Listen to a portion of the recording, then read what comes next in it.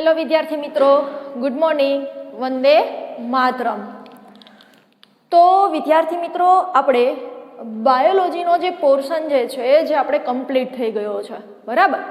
હવે ફિઝિક્સની અંદર એક ચેપ્ટર, કેમેસ્ટ્રીની અંદર 2 ચેપ્ટર, ચોથું અને પાંચમું, ફિઝિક્સની અંદર 13મું ચેપ્ટર અને એક પર્યાવરણનું ઉર્જાના સ્ત્રોત. આમ આપણે ટોટલ 4 ચેપ્ટર છે હવે સિલેબસની અંદર બાકી છે. તો હવે આજના લેક્ચરની અંદર વિદ્યાર્થી મિત્રો આપણે જે ચેપ્ટર ચાલુ કરવા જઈ રહ્યા છીએ, ખૂબ સરસ મજાનું ચેપ્ટર છે અને આઈએમપી ચેપ્ટર છે. એ છે કેમેસ્ટ્રીનું, રસાયણ વિજ્ઞાનનું ચેપ્ટર નંબર 4. ચેપ્ટરનું નામ છે કાર્બન અને તેના સંયોજન, યાની કે કાર્બન એન્ડ ઇટ્સ કમ્પાઉન્ડ. કે જે પણ કંઈ સંયોજન જે છે એ શેના વડે બને છે મિક્સ થઈને, તો કે કાર્બન સાથે. એને આપણે કહીએ છીએ કાર્બનના સંયોજન. તો આ ચેપ્ટરની અંદર આપણે 4.1 એટલે કે કાર્બનમાં બંધન અને સહસંયોજક બંધ વિશે વાત કરવાની છે. નેક્સ્ટ 4.2 છે કાર્બનનો સર્વતમુખી સ્વભાવ એન્ડ 4.5 સાબુ અને પ્રક્ષાલકો. સિલેબસમાંથી 4.3 અને 4.4 જે છે જે કટ થઈ ગયા છે, બરાબર. કે કાર્બન સંયોજનોના રાસાયણિક ગુણધર્મો અને કેટલાક મહત્વપૂર્ણ કાર્બન સંયોજનો જેની અંદર ઇથેનોલ અને ઇથેનોઇક એસિડ, આ તમારા સિલેબસની અંદરથી કટ થઈ ગયા છે. તો આપણે વાત કરવાની છે કાર્બન વિશે, એના સંયોજન વિશે, બરાબર છે. પછી આજના લેક્ચરની અંદર વાત કરીએ તો આજના લેક્ચરની અંદર સૌ પ્રથમ ઇન્ટ્રોડક્ટરી પાર્ટ જોતા પહેલા હું તમને જે બેઝિક માહિતી આપીશ આજે, કે જે તમને આ ચેપ્ટરની અંદર ઉપયોગી થશે એટલા માટે. પછી જ્યારે હું એ ટોપિક ભણાવતી હશું ત્યારે મારે તમને ખાલી એમ જ કહેવાનું કે આપણે જોઈ ગયા. તો વિદ્યાર્થી મિત્રો, વાત કરીએ આપણે કે તમે આમ તો આવર્ત કોષ્ટક વિશે યાની કે પીરિયોડિક ટેબલ વિશે થોડા ઘણા માહિતગાર છો. પીરિયોડિક ટેબલની વાત કરીએ તો એની અંદર તમારે જે સૌ પ્રથમ તો 118 તત્વ છે. કેની અંદર? તો કે પીરિયોડિક ટેબલ યાની કે આવર્ત કોષ્ટકની અંદર કેટલા તત્વ છે? તો કે 118 તત્વો છે, બરાબર છે. અને આ આવર્ત કોષ્ટકને શોધ કરવા માટે આશરે 200 વર્ષ જેટલો સમયગાળો લાગ્યો હતો. 118 તત્વ છે, બરાબર છે. હવે વિદ્યાર્થી મિત્રો, તમને એમ થશે કે મેડમ આખું આવર્ત કોષ્ટક કેમ યાદ રાખવું? એ હું તમને સમજાવીશ. અત્યારે આપણે આખું આવર્ત કોષ્ટક યાદ રાખવાની જરૂર નથી. કેવી રીતે યાદ રાખવું, સાવ ઇઝી ટ્રીક હું તમને બતાવીશ. પણ આ જે હું તમને અત્યારે માહિતી આપું છું એ તમે ધ્યાનથી જોજો વિદ્યાર્થી મિત્રો, બહુ આઈએમપી છે. 118 તત્વ છે કે આવર્ત કોષ્ટક તમે ક્યારેય જોયું હોય તો એની અંદર ઊભી હરોળ અને આડી હરોળ આવેલી હોય છે. શું હોય છે? ઊભી હરોળ અને આડી હરોળ. હવે એની અંદર જે ઊભી હરોળ છે જેને આપણે કહીએ છીએ સમૂહ, ઊભી હરોળ જેને આપણે કહીએ છીએ સમૂહ, અને આવર્ત કોષ્ટકની અંદર જે પણ કઈ આડી હરોળ છે જેને આપણે કહીએ છીએ આવર્ત. તો વિદ્યાર્થી મિત્રો, વાત કરીએ કે ઊભી હરોળ જે છે, બરાબર છે, એ કેટલી છે અને આવર્ત જે છે એ કેટલા છે? તો વિદ્યાર્થી મિત્રો, વાત કરીએ તો 7 તમને આડી હરોળ જોવા મળે છે અને 18 સમૂહ જોવા મળે છે. કેટલા સમૂહ જોવા મળે છે? 18 તમને ઊભી લાઈન જોવા મળશે અને 7 તમને આડી જોવા મળે છે. આવી રીતે આવર્ત કોષ્ટકની અંદર વાત આગળ વધારીએ તો એની અંદર 4 બ્લોક પાડવામાં આવે છે. શા માટે? શું નીડ છે? તો કે આપણે ઇઝીલી આવર્ત કોષ્ટક જે છે એને યાદ રાખી શકીએ, એની અંદર જે તત્વો રહેલા છે એને યાદ રાખી શકીએ, એ માટે 4 બ્લોક પાડવામાં આવે છે. અને એ બ્લોકને એ સાયન્ટિસ્ટોએ આવું નામ કીધું છે, S, P, D અને F. આવા 4 બ્લોક છે. કેટલા? 4 બ્લોક અથવા તો 4 વિભાગો પાડવામાં આવે છે. અત્યારે તમારા આવર્ત કોષ્ટકની અંદર આટલી વસ્તુ યાદ રાખવાની છે કે આવર્ત કોષ્ટકની અંદર કેટલા તત્વો છે તમને એમ પૂછાઈ શકે તો આવર્ત કોષ્ટકની અંદર ટોટલ 118 તત્વો છે. કેટલા છે? 118 તત્વ છે. હવે એ 118 તત્વોમાંથી જે 18 જે છે સમૂહ હોય અને 7 હોય છે આવર્ત કહેવાય. યાની કે જે ઊભી હરોળ છે એને આપણે સમૂહ તરીકે ઓળખવામાં આવે છે અને આવર્ત કોષ્ટકની અંદર જે આડી હરોળ હોય જેના આપણે કહીએ છીએ આવર્ત. તો આવર્ત છે એ 7 હોય છે અને જે હરોળ જે સમૂહ જે છે જે 18 હોય. આખા આવર્ત કોષ્ટકને 4 બ્લોકની અંદર વહેંચણી કરવામાં આવી છે અને બ્લોકના નામ આવા પાડેલા છે S, P, D અને F. હવે હું તમને આગળ વિચારીએ વિદ્યાર્થી મિત્રો વાત તો એની અંદર તમારે બધાના પરમાણુ ક્રમાંક યાદ રાખવા પડશે. હવે કારણ કે ચાલો હું એમ કહું કે સોડિયમનો પરમાણુ ક્રમાંક કેટલો છે તો તમને એમ નહીં ખબર પડે કે સોડિયમનો પરમાણુ ક્રમાંક કેટલો છે. એના માટે આપણે તત્વો જે છે યાદ રાખવા પડશે. હવે એના માટે વિદ્યાર્થી મિત્રો એક સરળ ટ્રીક છે. 20 તત્વો મેં અહીંયા બતાવેલા છે એક લાઈનમાં. આ એક સૂત્ર છે. ટોટલ કેટલા તત્વો છે તો કે આ 20 તત્વોની વાત કરેલી છે. જો કઈ રીતે યાદ રાખવાના છે હું તમને કહું. પહેલા તમારે એક આખો સૂત્ર યાદ રાખી લેવાનું કે હા હી લી બે બો કાના ઓ ફોની સો મે એસી ફો સક આપો કે. હું જેમ બોલી એમ યાદ રાખશો 10 થી 15 વાર કન્ટિન્યુઅસલી બોલશો એટલે તમને આપોઆપ યાદ રહી જશે. જો આ યાદ રહી જશે તો તમને આના આધારે એનું નામ તત્વનું નામ શું છે અને એનો પરમાણુ ક્રમાંક છે શું છે 20 જેટલા તત્વોનો તમને ઇઝીલી આવડી જશે. ફરી બોલું છું. હા હી લી બે બો કાના ઓ ફોની સો મે એસી ફો સક આપો કે. છે ને ઈઝી. તમે વિદ્યાર્થી મિત્રો 15 થી 20 વાર બોલશો ગેરંટી આપું તમને યાદ રહી જ જશે. હવે જોજો આના પરથી આપણે શું યાદ રાખવાનું છે. આના ઉપરથી આપણે લખશું હવે તત્વોના નામ. ચલો પહેલું છે હા એટલે આવશે હાઇડ્રોજન. બરોબર. સેકન્ડ છે હી. હી એટલે શું થશે તો કે હિલિયમ. થર્ડ છે લી તો લી એટલે લિથિયમ. નેક્સ્ટ છે બે. બે એટલે થશે બેરેલિયમ. બરાબર. પછી છે બો. બો એટલે આવશે બોરોન. પછી આવે છે કા. કા એટલે કાર્બન. પછી આવે છે ના. ના એટલે નાઇટ્રોજન. પછી આવે છે ઓ એટલે કે ઓક્સિજન. પછી આવે છે ફો. જો ફો એટલે અહીંયા આવશે પહેલા ફ્લોરિન. ત્યારબાદ આવે છે ની એટલે નિયોન. સો યાની કે સોડિયમ. પછી આવે છે મે. મે એટલે આવશે મેગ્નેશિયમ. પછી આવે છે એ. એ એટલે આવશે એલ્યુમિનિયમ. પછી છે સી. સી એટલે સિલિકોન. ફો એટલે ફોસ્ફરસ. સ એટલે સલ્ફર. ક એટલે ક્લોરીન. આ એટલે આર્ગોન. પો એટલે પોટેશિયમ અને લાસ્ટ છે કે એટલે કેલ્શિયમ. તો વિદ્યાર્થી મિત્રો આ રીતે તમે એક સૂત્ર દ્વારા 20 જેટલા તત્વોને મોઢે યાદ રાખી શકો છો. જો હાઈલી બે બો કાના ઓ ફોની સો મે એસી ફો સક આપો કે.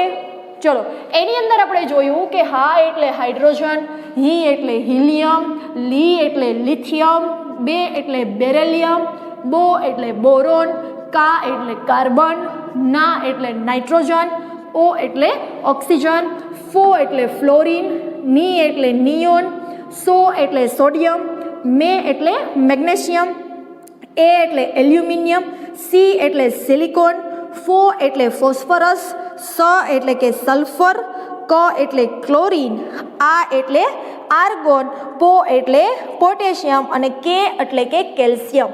તો ચલો હવે આપણે એના જોઈએ પરમાણુ ક્રમાંક. ચલો તો હાઇડ્રોજન જે છે જે ફર્સ્ટ નંબરનું તત્વ છે તો એનો પરમાણુ ક્રમાંક કેટલો થશે તો કે 1, હિલિયમનો 2, lithium 3, beryllium 4, boron 5, carbon 6, nitrogen 7, oxygen 8, fluorine 9, neon 10, sodium 11, magnesium 12, aluminium 13, silicon 14, phosphorus 15, sulphur 16, chlorine 17, argon 18, potassium 19 અને કેલ્શિયમ 20.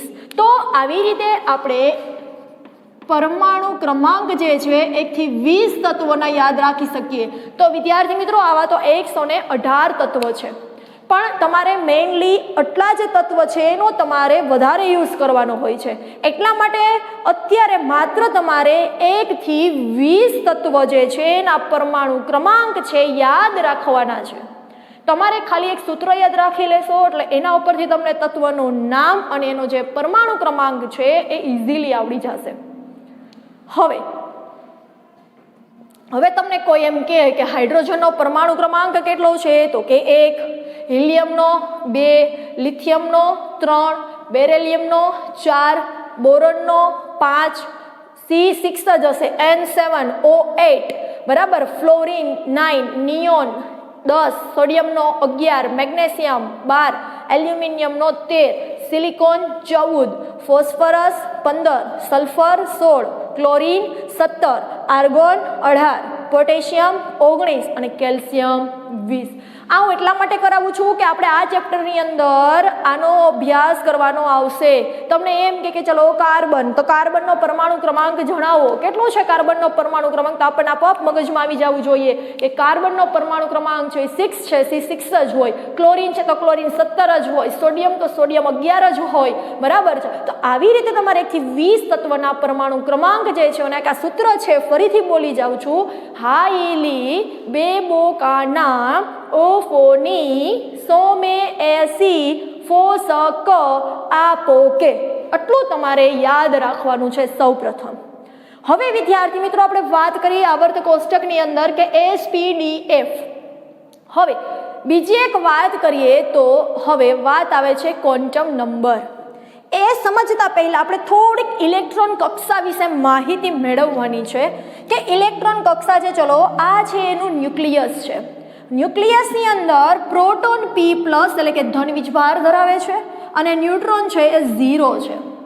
ન્યુક્લિયસની અંદર વાત કરું છું. હવે એની આજુબાજુ જે છે ને આપણે ઓર્બિટલ કહીએ છીએ, યાની કે કક્ષા કહેવાય છે. હમણાં હું તમને સમજાવું છું કે કક્ષા એટલે શું, કક્ષકો એટલે શું, આ બધું આપણે સમજવાનું છે. પણ અત્યારે એટલું યાદ રાખો કે ચલો કોઈ એક સેન્ટર છે, કેન્દ્ર છે, ન્યુક્લિયસ છે કે જેની અંદર પ્રોટોન જે છે P+ હોય અને ન્યુટ્રોન છે એ 0 હોય. હવે વાત કરીએ કે એની આજુબાજુ ઇલેક્ટ્રોન છે ઘૂમતા હોય છે, મન પડે એમ, બરાબર. ચલો આ શું છે, બધા ઇલેક્ટ્રોન્સ છે. શું છે? ઇલેક્ટ્રોન્સ છે. હવે આપણે પહેલા તો વાત કરીએ કે કક્ષા કોને કહેશું અને કક્ષકો કોને કહેશું. જોજો હવે કક્ષા, જો કેન્દ્રની જે બહારનો પ્રદેશ, જે કેન્દ્ર છે એની બહારનો જે પણ કંઈ પ્રદેશ છે કે જ્યાં ઇલેક્ટ્રોન છે મુક્ત રીતે ગતિ કરતા હશે વર્તુળાકાર, તો આને આપણે કહીએ છીએ કક્ષા, બરાબર. આને શું કહેવાય છે તો કે આ બધી કક્ષા છે. હવે વાત આવે છે કક્ષકોની. ચલો હું એમ કહું કે હું જુનાગઢમાં રહું છું, હું એમ બોલું છું, તો શું કરશે સામેવાળા? પ્રશ્ન કરશે, ચલો તમે જુનાગઢમાં રહ્યો છો, હું જુનાગઢ પહોંચી ગયા.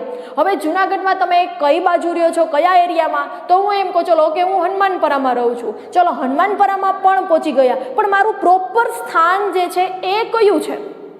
બરાબર. ચલો પહેલાં આપણે કીધું જુનાગઢમાં રહો, પછી આપણે કીધું કે હનુમાનપરામાં રહો, પછી એમ કીધું કે આ હનુમાનપરાથી તમે આગળ આવશો એટલે કે એપાર્ટમેન્ટ આવશે, કે આ શેરી આવશે અને એની સામે આ શોપ છે અને એની એક્ઝેક્ટ સામે મારું ઘર છે અને ત્યાં હું રહું છું. તો જોજો કક્ષકો કોને કહેવાશે તો કે કક્ષકો એટલે કે કક્ષાના કોઈ એક ભાગ પર કે જ્યાં ઇલેક્ટ્રોન મળી આવવાની સંભાવના વધુ હોય.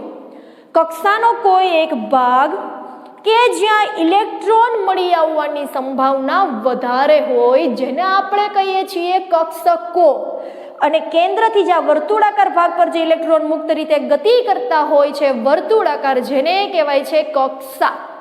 કક્ષાની અંદર આપણે એમ કીધું કે ઇલેક્ટ્રોન ગમે ત્યાં ગતિ કરતા હશે, પણ ઇલેક્ટ્રોનનું કોઈ પ્રોપર સ્થાન તો હોવું જોઈએ ને. અમારે એ જાણવું છે કે પ્રોપર ક્યાં ગતિ કરે છે.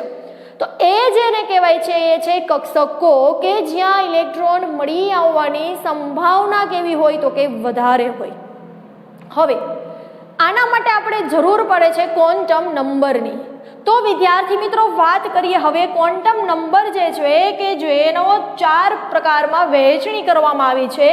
એમાં જે પહેલો ક્વોન્ટમ નંબર છે જે છે મુખ્ય ક્વોન્ટમાંક, સેકન્ડ છે કોણીય વેગમાન ક્વોન્ટમાંક, થર્ડ છે ચુંબકીય ક્વોન્ટમાંક એન્ડ ફોર્થ વન છે સ્પિન ક્વોન્ટમાંક. હવે તમારે અત્યારે આ બધા યાદ રાખવાની જરૂર નથી.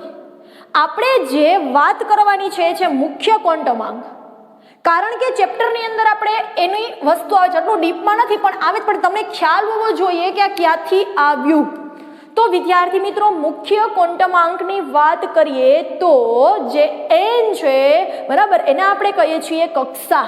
તો આ જે n છે n ઇઝ ઇક્વલ ટુ 0 નહીં હોય, બાકીની ધન પૂર્ણાંક સંખ્યા અનંત સુધી આવેલી હશે. કેની અંદર તો કે મુખ્ય ક્વોન્ટમાંક એટલે કે શૂન્ય સિવાયની કોઈ પણ ધન પૂર્ણાંક સંખ્યા n કક્ષાની અંદર આવેલી હોય છે. બરાબર છે. ઓકે, ચલો હવે મેં અહીંયા એક સેલ કક્ષક લખેલી છે કે n બરાબર 1 2 3 4 અને 5. હવે એ શું છે એ કહું તમને. ચલો આપણે અહીંયા કીધું કે મુખ્ય ક્વોન્ટમાંક જે છે કે જે શૂન્ય સિવાયની કોઈ પણ ધન પૂર્ણાંક સંખ્યા બતાવે, યાની કે જે મુખ્ય ક્વોન્ટમાંક છે એને આપણે કહીએ છીએ n કક્ષા.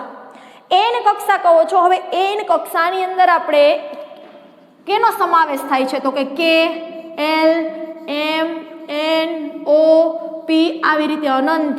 બરાબર, k હશે ત્યાં શું આવશે તો કે n ઇઝ ઇક્વલ ટુ આવશે 1 2 3 4 5 6 આવી રીતે અનંત સુધી આવે છે.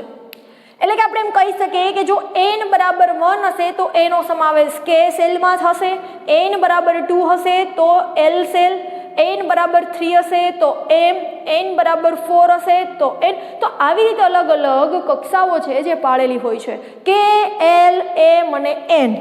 બરાબર છે, k l m, હજી આની બહાર જાય તો n, આવી રીતે જોવા મળતું હોય. હવે વિદ્યાર્થી મિત્રો હવે તમને પ્રશ્ન એમ થશે, ચલો કક્ષા વિશે તો આપણે વાત કરી લીધી, તો હવે પ્રશ્ન એ આવે છે કે ચલો એક કક્ષા છે k, તો હવે આ k કક્ષાની અંદર કેટલા ઇલેક્ટ્રોન છે સમાઈ શકે મેક્સિમમ, એ પ્રશ્ન આવે. તો વિદ્યાર્થી મિત્રો એના માટેનું એક સૂત્ર યાદ રાખવાનું છે જે છે 2n². બરાબર, n આપણને અંક આંકડા બતાવે છે. જો 2n² છે તો મારે જોવું છે ચલો કે k કક્ષાની અંદર કેટલા ઇલેક્ટ્રોન જે છે સમાઈ શકે છે. તો અહીંયા 2 ના 2 લખું છું. હવે n જોજો, n છે અહીંયા 1, 1 નો સ્ક્વેર, 1 નો સ્ક્વેર એટલે થશે 1 ઇઝ ઇક્વલ ટુ 2. તો હું એમ કહી શકું કે n જે k સેલ જે છે, જે k કક્ષા છે એની અંદર મેક્સિમમ 2 ઇલેક્ટ્રોન છે સમાઈ શકે. ચલો નેક્સ્ટ આગળ વાત કરીએ તો અમારે l માટે જોવું છે. તો n બરાબર શું છે તો કે 2, તો અહીંયા આવશે 2 નો સ્ક્વેર, 2 ઇન્ટુ 2 નો સ્ક્વેર એટલે 4. ઓકે, તો આવે છે જવાબ તમારો 8. તો l કક્ષાની અંદર કેટલા ઇલેક્ટ્રોન સમાઈ શકે તો કે 8. એવી રીતે વાત કરીએ હવે આપણે m સેલ. m જે છે એ કેટલા છે તો કે 3 છે. ચલો અહીંયા લખું છું 2, અહીંયા આવશે 3 નો સ્ક્વેર એટલે 9 અને અહીંયા 2 ગુણ્યા 9 એટલે 18. તો આપણે કહી શકીએ કે m કક્ષા છે ત્યાં વધુમાં વધુ 18 ઇલેક્ટ્રોન છે સમાઈ શકે. વિદ્યાર્થી મિત્રો સમજાય છે? હમણાં હું ફરીથી રિપીટ કરું છું. જુઓ આપણે શું કીધું કે પહેલાં તમારી ઇલેક્ટ્રોન કક્ષા છે એની વચ્ચે છે ન્યુક્લિયસ હોય. હવે ન્યુક્લિયસની અંદર પ્રોટોન અને ન્યુટ્રોન આવેલા હોય. પ્રોટોન જે છે ધન વીજભારિત છે, જ્યારે ન્યુટ્રોન છે 0 છે, તટસ્થ છે. હવે શું થશે જોજો કે એની આજુબાજુ ફરતે ઇલેક્ટ્રોન જે છે વર્તુળાકાર મુક્ત રીતે ગતિ કરતા હશે. એને આપણે કહીએ છીએ કક્ષા. અને જ્યાં ઇલેક્ટ્રોન મળી આવવાની સંભાવના વધુ હોય એને આપણે કહીએ છીએ કક્ષકો. હવે શું થશે, એક વસ્તુ એ પણ યાદ રાખવાની છે કે ઓલવેઝ જેટલા પ્રોટોન હશે એટલા જ ઇલેક્ટ્રોન હશે, યાની કે P+ is equal to electron minus. આની અંદર 6 પ્રોટોનોની વાત કરું, કાર્બનનો પરમાણુ ક્રમાંક છે 6, તો ન્યુક્લિયસની અંદર 6 પ્રોટોન હશે તો એની જે ઇલેક્ટ્રોન છે પણ કેટલા હશે તો કે 6. એટલે એક વસ્તુ મગજમાં ખાસ યાદ રાખવાનું છે કે જેટલા પ્રોટોન હશે એટલા જ ઇલેક્ટ્રોન હશે. હવે શું કર્યું તો કે એ લોકોએ કક્ષાના નામ પાડી દીધા કે K, L, M, N, O, P, Q, R, S આવી રીતે, બરાબર છે. તો હવે વાત આવે છે કે ક્વોન્ટમ આંકની. તો ક્વોન્ટમ આંકની અંદર આમ 4 છે પણ આપણે એકની જ વાત કરવાની છે. તો ફર્સ્ટ છે મુખ્ય ક્વોન્ટમ આંક. તો જે મુખ્ય ક્વોન્ટમ આંક છે એ શું છે તો મુખ્ય ક્વોન્ટમ આંક એ શૂન્ય સિવાયની કોઈ પણ ધન પૂર્ણાંક સંખ્યા બતાવે છે આપણને, બરાબર. એટલે કે n is equal to 1, 2, 3, 4 into infinity, બરાબર છે, અનંત છે. હવે અહીંયા એક વસ્તુ એ યાદ રાખવાનું કે n બરાબર 1 હશે ત્યારે K સેલ કહેવાય, n બરાબર 2 ત્યારે L, 3 હોય ત્યારે M, આવી રીતે આપણે કક્ષકોના નામ પાડેલા હોય છે. હવે વિદ્યાર્થી મિત્રો વાત એમ છે કે હવે મારે એ જોવું છે કે કક્ષાની અંદર કેટલા ઇલેક્ટ્રોન છે મેક્સિમમ સમાઈ શકે. તો એના માટેનું એક ફોર્મ્યુલા યાદ રાખવાનું છે 2n², બરાબર. તો એના પરથી આપણે જોયું કે K કક્ષાની અંદર મેક્સિમમ 2 ઇલેક્ટ્રોન સમાઈ શકે, L કક્ષા છે એની અંદર મેક્સિમમ 8 ઇલેક્ટ્રોન સમાઈ શકે, અને જે M જે છે એની અંદર મેક્સિમમ 18 ઇલેક્ટ્રોન સમાઈ શકે. તો એવી રીતે તમે હજી આનો n બરાબર 4 એટલે કે n સેલ, O સેલ આવી રીતે તમે ફાઇન્ડ આઉટ કરી શકો. ચલો અહીંયા સુધીની વસ્તુ ક્લિયર થઈ. હવે શું કહે છે જોજો, કોણીય વેગમાન, ચુંબકીય અને સ્પિન એના માટેના પણ અલગ અલગ શું હોય છે તો કે સૂત્રો હોય છે, પણ અત્યારે તમારે એ યાદ રાખવાનું નથી. આપણે જે મેઇન વસ્તુ યાદ રાખવાની હતી એ મુખ્ય ક્વોન્ટમ આંકની હતી. હવે વિદ્યાર્થી મિત્રો જોઈએ આગળ વાત કરવાની એ છે કે એક સૂત્ર યાદ રાખવાનું છે તમારે. શું યાદ રાખવાનું છે? એક સૂત્ર યાદ રાખવાનું છે, S, P, D અને F. શું યાદ રાખવાનું છે? S, P, D અને F.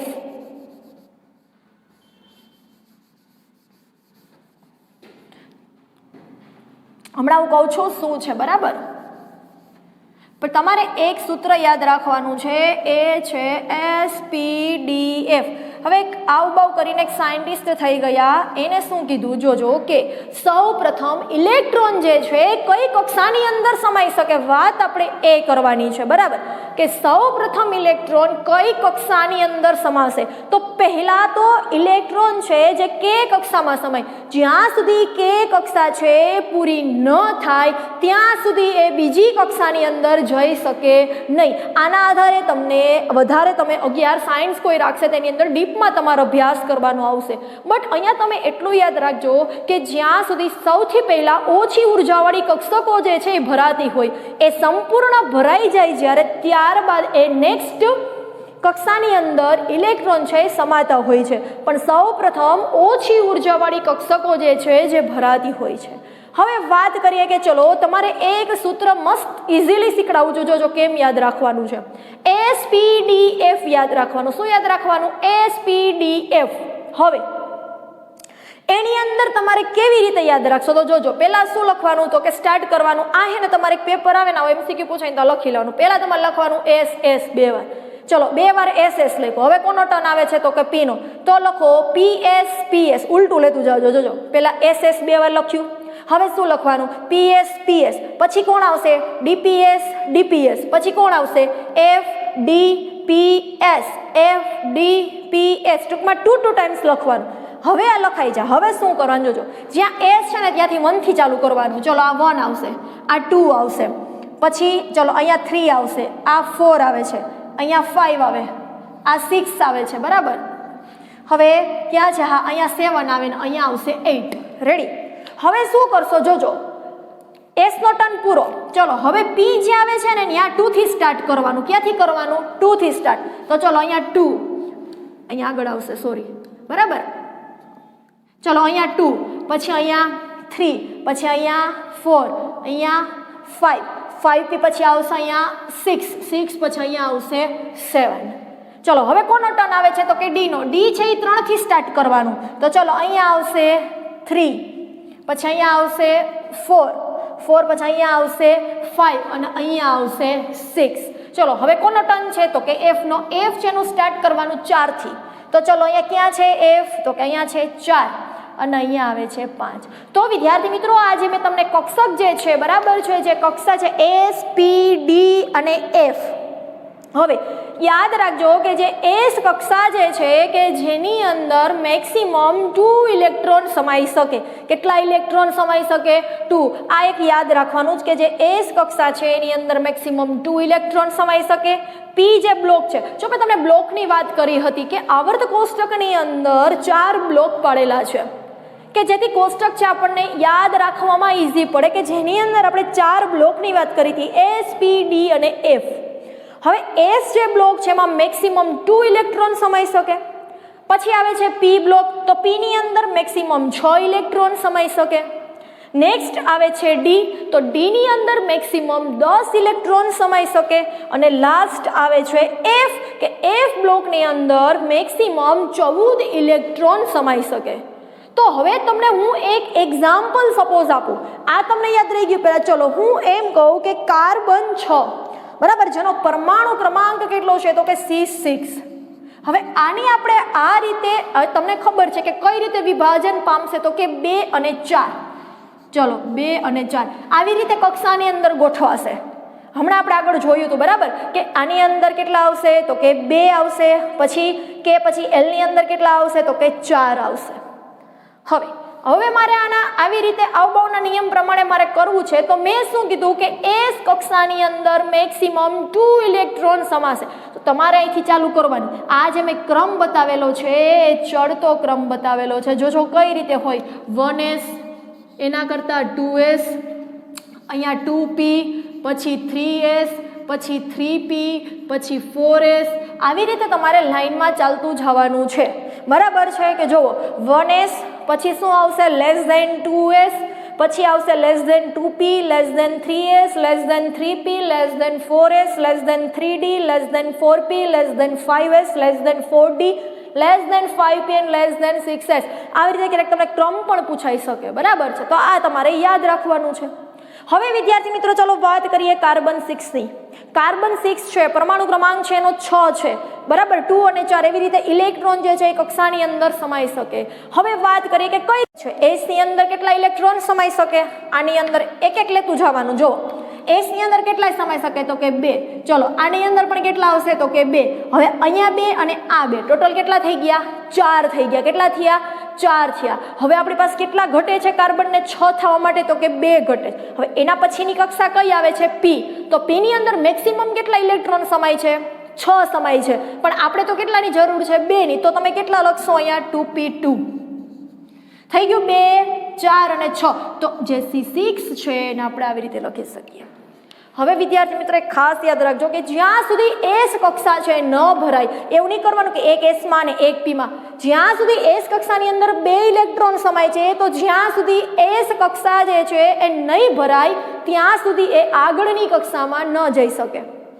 સૌ પ્રથમ એસ કક્ષાની અંદર જેટલા ઇલેક્ટ્રોન સમાય છે એ તમારે સંભાળવાના, પછી જ તમારે બીજી કક્ષાની અંદર જવાનું, નહીતર તમારો આન્સર કેવો આવશે?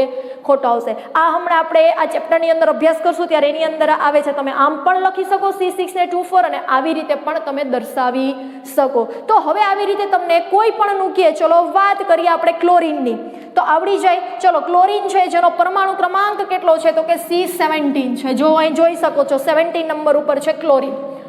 હવે તમને ખબર છે ચલો ક્લોરીન છે 287 આપણે એમ કહીએ. હવે પહેલી કક્ષા છે એની અંદર કેટલા આવશે તો કે 2s2. અહીંયા પણ કેટલા આવશે? 2s2, 2p6. જોજો હવે 6 ને 2 8 ને 2 10, હજી 7 ઘટે. ચલો હવે કોણ આવે છે તો કે 3s. તો 3s ની અંદર પાછા 2 જ સમાય.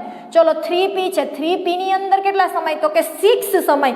પણ આપણે સરવાળો કરવાનો કે કેટલા ઘટે છે. જુઓ 2 ને 2 4, 6 ને 4 10 ને 2 12, 12 ને 5 જ ઘટે છે. તો અહીંયા 3p શું આવશે?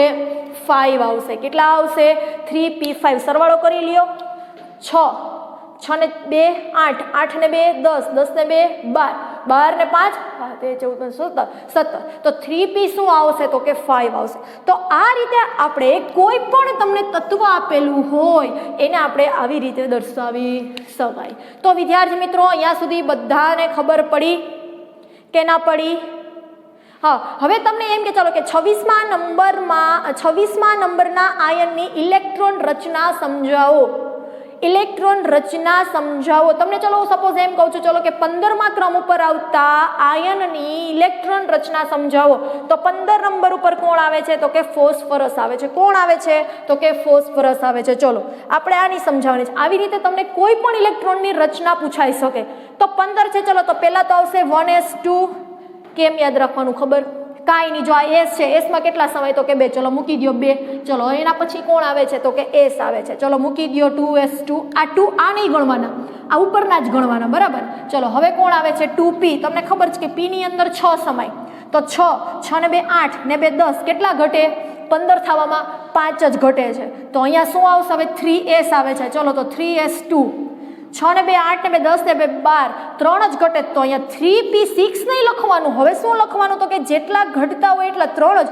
મેક્સિમમ એની અંદર 6 સમાઈ શકે છે, પણ આપણે નીડ છે 3 ની જ, એટલા માટે મેં અહીંયા લખેલું છે 3. તો વિદ્યાર્થી મિત્રો આપણે આવી રીતે કોઈ પણ આયનની ઇલેક્ટ્રોન રચના જે છે જે આપણે સમજાવી શકીએ છીએ. પહેલા તો અહીંયા સુધી બધાને ખબર પડી વિદ્યાર્થી મિત્રો? પડી? ગુડ. હવે શું એક વસ્તુ યાદ રાખવાની છે લાસ્ટ કે ચલો એ હવે એલ જે છે એ શું છે તો એને આપણે કહીએ છીએ એંગ્યુલર ક્વોન્ટમાંક, એટલા માટે એને આપણે એલ લખેલું છે. હવે જો શું કે છે આવી રીતે અલગ અલગ ક્વોન્ટમાંક હોય તો એસ ની અંદર આપણે કીધું કે 2 ઇલેક્ટ્રોન સમાય, પી બ્લોકની અંદર 6, ડી ની અંદર 10 અને એફ ની અંદર 14 ઇલેક્ટ્રોન જે છે જે સમાઈ શકે છે. હવે એના માટે એલ ની વેલ્યુ જે છે તમને આપેલી છે, બરાબર. હવે એલ ની વેલ્યુ તમારે કેના ઉપરથી મળશે તો કે આ સૂત્ર ઉપરથી મળશે, બરાબર. ચલો 4l+2 છે, s બરાબર 2 ઇલેક્ટ્રોન છે, તો હું અહીંયા મૂકું છું 4, l 0 છે +2, 4 × 0 એટલે 0 અને 0 + 2 એટલે 2. તો તમને ખબર પડી ગઈ કે s માં કેટલા ઇલેક્ટ્રોન સમાશે? 2 સમાશે. આ કઈ રીતે આવ્યું છે એ બતાવું છું. ચલો એવી રીતે p ની વાત કરીએ તો p માં છે 6, બરાબર. તો 4 l કેટલા છે 1 + 2, બરાબર છે. તો હવે જોજો અહીંયા 4 બરાબર, 4 + 2 એટલે 6 આવી ગયા, 6 ઇલેક્ટ્રોન, બરાબર. તો આવી રીતે એલ જે છે, જો મેં તમને કીધું હતું કે જે મુખ્ય ક્વોન્ટમાંક છે એનો જે આંકડો જે છે n, તો એ n બરાબર 1 થી ચાલુ થાય છે કે 1 2 3 4 5. એવી રીતે જે એંગ્યુલર જે ક્વોન્ટમાંક જે છે એનો આંકડો છે એ 0 થી ચાલુ થતો હોય છે કે 0 1 2 3 4 5 એવી રીતે, બરાબર છે. એટલા માટે તમને બતાવેલું છે અહીંયા કે 0 1 2 3 4 એવી રીતે, બરાબર. હવે એના પરથી ઇલેક્ટ્રોન કેમ આવ્યા આપણે આ સૂત્ર પરથી યાદ રાખવાનું. આ જે બધું હતું એ મેં તમને બેઝિક માહિતી આપી, હજી આપણું ચેપ્ટર ચાલુ થયું જ નથી, બરાબર છે. આજના લેક્ચરની અંદર ફક્ત ને ફક્ત ચેપ્ટરની અંદર જે જરૂરી માહિતી છે મેં એ પહેલા આપી. હવે હું તમને ડાયરેક્ટ એમ કહી શકું કે ચલો હાઇડ્રોજન છે જે 1 છે, બરાબર. હિલિયમ જે છે એ 2 છે, એની ઇલેક્ટ્રોન કક્ષા, ચલો હિલિયમની ઇલેક્ટ્રોન કક્ષા દર્શાવો તો ડાયરેક્ટ આવડી જાય 1s2, બસ હિલિયમની પૂરી થઈ ગઈ, કારણ કે 2 જ ઇલેક્ટ્રોન છે એટલા માટે. તો આવી રીતે તમને કોઈ પણ આયનની ઇલેક્ટ્રોન રચના આવે કીએ તો આવડી જાય. એના માટે તમારે ખાસ યાદ જે રાખવાનું છે એક આ વસ્તુ યાદ રાખજો. આ આવડશે એટલે તમને ઇઝીલી આવડી જશે. SPDF, પહેલા SS, પછી PS પછી DPS પછી FDPS 2 ટાઈમ્સ લખી નાખવાનું ઉલટું, બરાબર છે. અને આજે 20 હાઈલી બેબોકાના ફોનિસોમેસી ફોસકા પોકે, બરાબર. યાદ 15 થી 20 વાર બોલજો એટલે આપોઆપ તમને આવડી જશે. અને બીજી વસ્તુ યાદ રાખવાની છે કે આવર્તક કોષ્ટકની અંદર બીજું કંઈ યાદ રહેતો ન કાંઈ નહીં, પણ 4 બ્લોક હોય છે SPDF. S ની અંદર 2 ઇલેક્ટ્રોન સમાશે, P ની અંદર 6 સમાશે, D ની અંદર 10 અને F ની અંદર મેક્સિમમ 14 ઇલેક્ટ્રોન છે સમાશે, બરાબર છે. સમજાઈ ગયું વિદ્યાર્થી મિત્રો આ બધું? ચલો આનો સ્ક્રીનશોટ પાડી લેજો. અને આ એક કક્ષા છે કે યાદ રાખજો KLMN વાળું, બરાબર. ટૂંકમાં અહીંયા જે લખેલું છે તમે એકવાર વાંચી લેજો. ક્યાંય પણ મુશ્કેલી આવે, ન સમજાય તો મને જ્યારે વિડીયો લેક્ચર જોતા હોય ત્યારે ને ત્યારે મને કોલ કરીને પૂછી લેવાનું છે. હોમવર્કની અંદર આ જે છે એ તમે 5 વાર લખી નાખજો એટલે તમને આવડી જાય, બરાબર? એટલા માટે. બાકી તમને આવું જરૂરી કંઈ પણ લાગતું હોય એ તમારે લખવાનું. નેક્સ્ટ લેક્ચરની અંદર હવે જ આપણે વાત કરશું આ ચેપ્ટરની ઇન્ટ્રોડક્ટરી પાર્ટ જોશું, બરાબર છે? તો ચલો આનો સ્ક્રીનશોટ પાડી લેજો. તો ચલો વિદ્યાર્થી મિત્રો, નેક્સ્ટ લેક્ચરની અંદર ફરી મળીશું. Stay home, stay safe. Thank you. જય શ્રી કૃષ્ણ.